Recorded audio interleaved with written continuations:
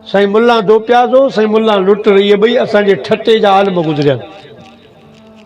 वॾा आलिम सगुरा ये हुआ दरबारी आलिम अकबर बादशाह पो साईं मुल्ला लुट रहमतुल्लाह अलैह वो जीअं पटको आयो तीअं बदलो साईं मुल्ला पंहिंजो बीरबल वज़ीर जेको हूंदो बादशाह जो उहो वरी ठाहो को पटको ॿधी ईंदो।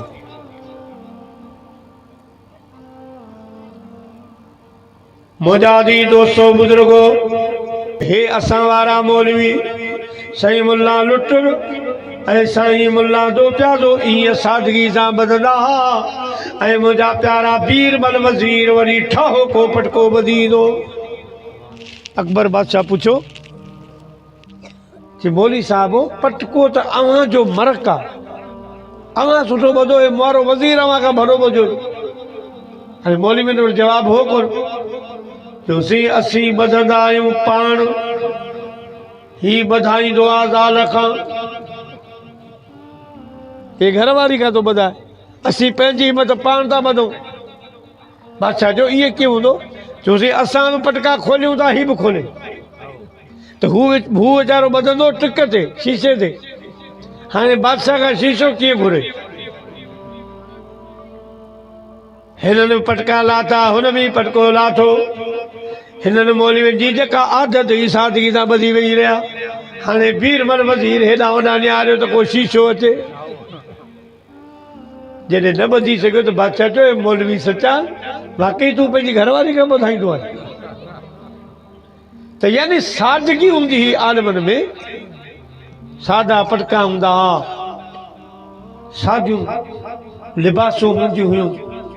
पर हथ खणंदा हुआ त अन मुदाइता मींहं वसी पवंदो।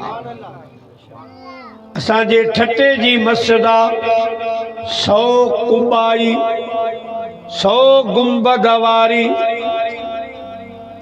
हिन महफ़िल में कंहिं इजारत कई आहे हाँ साईं बशीर ॾिठी आहे साईं सिंध इलाही आयो आहे हेॾां इहा करे ॾिसी छॾियो हयाती में। हाँ सही अजीब मंज़र आहे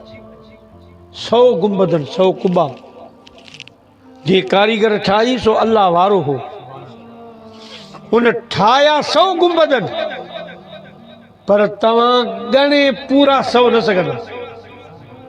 या 100 हिकु बीहंदो या 99 जे 100 पूरा ॻणे वञे उन साल उनखे हज नसीब थींदो या उन बुज़ुर्ग जी करामत आहे। वो राज़ो मिस्त्री जई इन मस्जिद के अड्यो ठायो जोड़ियो जॾहिं मौत जो वक़्तु करीब आयो ठटे जे माण्हुनि खे चयाई अदा जे मां गुज़ारे वञा त मूंखे इन मस्जिद जे मेन दरवाज़े ते पूर जो दफ़न कजो। चयो अदा मिस्त्री हे मकली जो कब्रिस्तान आहे 1.25 लख वली इन में उते दफ़न न कयूं था चई उन मूंखे मस्जिद जे दरवाज़े ते दफ़न कयो मां ॾाढो गुनहगार आहियां हितां निमाज़ी गुज़रंदा मन कई निमाज़ीअ जो पेर मुंहिंजी क़ब्र ते अचे मन निमाज़ी जे सदके रब मूंखे बख़्शे छॾे। ॾिसो केॾी आजिज़ी केॾी इनकिसारी आहे। वो भुट्टे साहब इहो दरवाज़ो बंदि कराए छॾियो फरमा हिन ते केरु पेर रखंदो उन जी त क़यामकारी थी वेंदी पर आज जी केॾी त मूंखे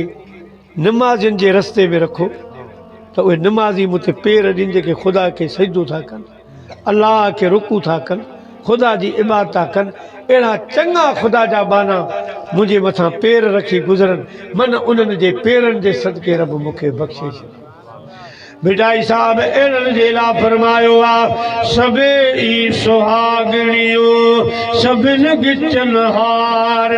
बसन खातिर पुनल जे सबिन न कया सिंगार ओ ढोल तनी जे धार हेठायू हलन जे सभे ई सुहागणियों सभिन गिचन हस पसण खातिर पुनल जे सभिन न कया वस पर ढोल तनी जे गस हेठायूं हलन जे